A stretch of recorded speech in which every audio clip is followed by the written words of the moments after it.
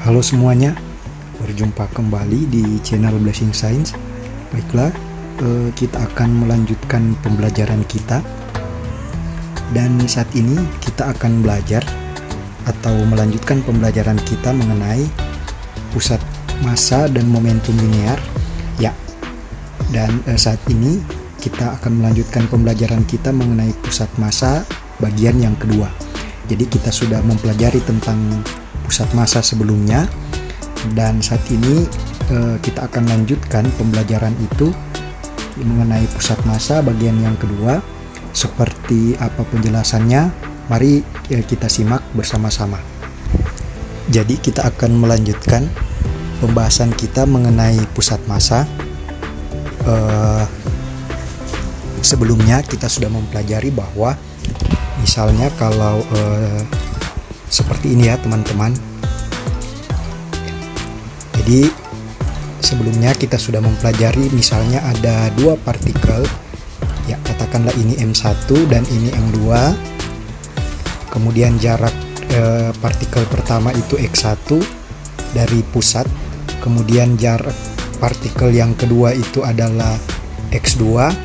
Nah, maka pusat massa dari kedua partikel ini yaitu kita tuliskan pusat massanya sama dengan M1X1 tambah M2X2 per M1 tambah M2. Ya, jadi ini yang sudah kita pelajari sebelumnya, bahwa pusat massa dari kedua partikel ini yaitu dirumuskan seperti ini ya teman-teman. Nah, kalau untuk tiga partikel sama ya. Jadi kita tinggal tambahkan. Nah, di sini kita lihat teman-teman, untuk kasus yang seperti ini, jadi kedua partikel itu terletak dalam satu garis ya. Jadi terletak pada sumbu X saja. Sehingga untuk menentukan pusat massanya, kita bisa menggunakan rumus ini. Nah, kemudian bagaimana kalau misalnya kedua partikel itu seperti ini ya teman-teman. Misalnya bagaimana sekarang kalau kedua partikel itu terletak dengan posisi seperti ini. Misalnya ini adalah M1 dan ini adalah M2. Kemudian M1 ini terletak pada titik X1, Y1, dan M2 ini terletak pada titik X2, Y2. Nah, kalau seperti ini teman-teman, jadi kita lihat perbedaannya ya. Untuk yang pertama, partikel ini terletak sepanjang garis yaitu pada sumbu X. Namun kalau untuk yang kedua ini, itu partikel terletak pada bidang, sehingga dia memiliki koordinat pada sumbu X dan juga pada sumbu Y. Jadi kalau kita tarik, ini adalah X1, ini adalah Y1, kemudian ini adalah X2, dan ini adalah Y2.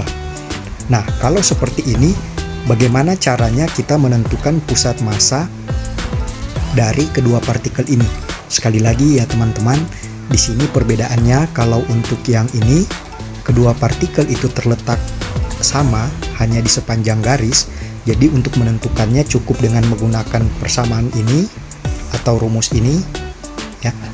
Nah, namun kalau kasus seperti ini, kedua partikel yang terletak pada bidang, jadi terdapat pada koordinat X dan koordinat Y, maka untuk menentukan pusat massa dari partikel ini yaitu gabungan.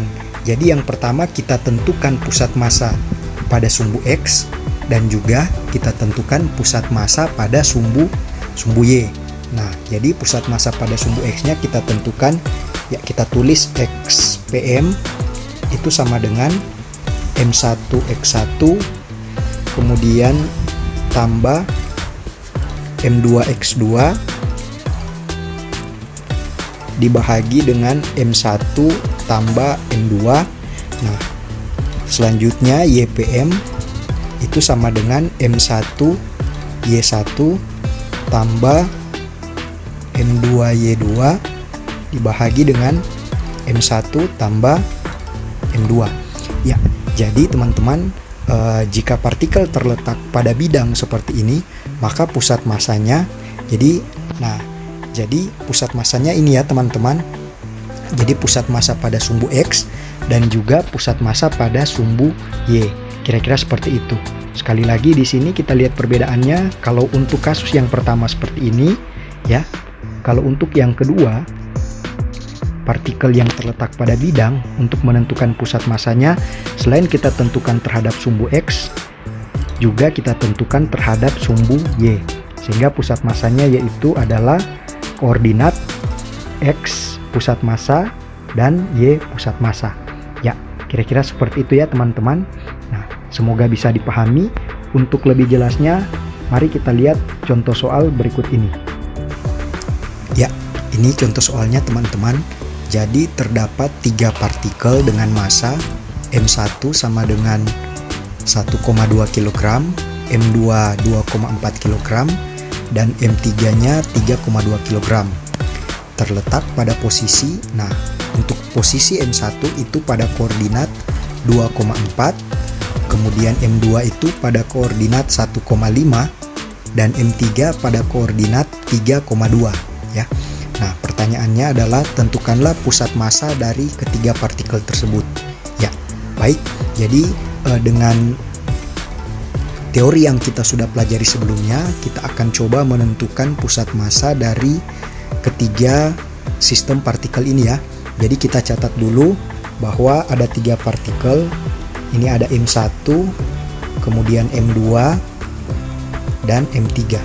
M1 itu massanya 1,2 kg. Jadi ini 1,2 kg, M2 2,4 kg, dan M3 3,2 kg. Selanjutnya M1 itu terletak pada koordinat 2,4 ya. Berarti di sini X1-nya sama dengan 2, Y1-nya sama dengan 4. Kemudian M2 1,5. Berarti X1 sama dengan 1. X2 ya. X2 sama dengan 1, Y2-nya sama dengan 5. Dan untuk partikel 3, 3,2. Berarti X3 sama dengan 3, Y3 sama dengan 2. Ya, seperti itu ya teman-teman. Nah, selanjutnya berarti pusat massanya, jadi kita tentukan terhadap sumbu X dan juga terhadap sumbu Y ya. Baik, nah berarti yang pertama XPM itu sama dengan M1X1 ditambah M2X2 tambah M3X3 dibagi M1 tambah M2 tambah M3. Nah, kemudian ini sama dengan M1-nya berarti 1,2 kali X1. X1-nya itu 2 tambah M2-nya yaitu 2,4 kali X2 1 tambah M3 berarti 3,2 kali X3 yaitu 3 dibagi 1,2 tambah 2,4 tambah 3,2.